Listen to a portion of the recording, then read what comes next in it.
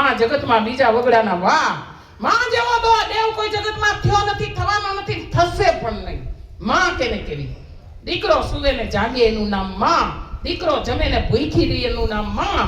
અરે કોઈની પરિસ્થિતિ નબળી હોય અને એમ કહેવાય કે 4 જણાની રસોઈ બની ગઈ હોય, 5મા જણાનો લોટ ઘરમાં ન હોય ને તો તમારી જનેતા બોલે બેટા તમે જમી લ્યો. મને તો યાદય નથી, મારે એકાદશી છે, આનું નામ માં. અરે હું તો એમ કહું, ભલે આપણા પટેલ સમાજનું આવડું ખોડક ધામ બન્યું, તમારા ઠુમ્મર પરિવારનું ભલે કુળદેવીનું મંદિર 50 કરોડનું બનાવો, હું એમ કહું, પણ જ્યાં સુધી તમારા આંગણામાં બેઠેલી માં ભૂખી હોય ને ત્યાં સુધી એક કોઈ કુળદેવી આવે નહીં. પેલા ઉમરાવાડીને રાજી કરવા ડુંગરાવાળી દોડીને આવે.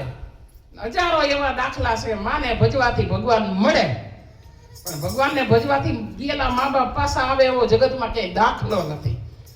હે તોયને કોઈ નોય આવે તને હાવ બીજા, એ લુખે લુખા લાડ લડાવે જગતમાં.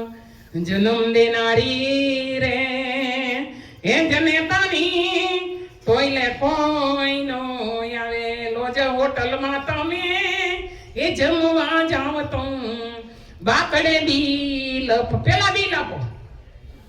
લોજ હોટલમાં ભાઈ તમે જમવાને જાવ તો એ બાકડે બિલ ફડાવે.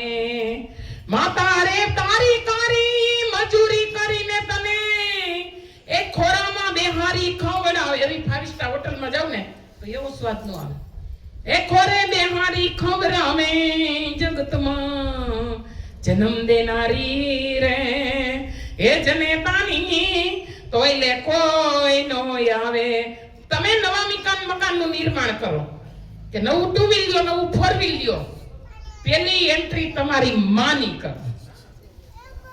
નકર શું કે અમુક તો લીલીબેન હું આવી ને તમારા ભાઈ તૂટેલું ગાડું વાહે 2 પાણા નાખે, તૂટેલા પાવડાના આથા, હું આવ્યા પછી જ આ બધા બંગલા બંધાણા. મેં કીધું હજી તમારા પિયરમાં 2 વર્ષ રહી આવો, સમજાય ને મારા વંદન છે.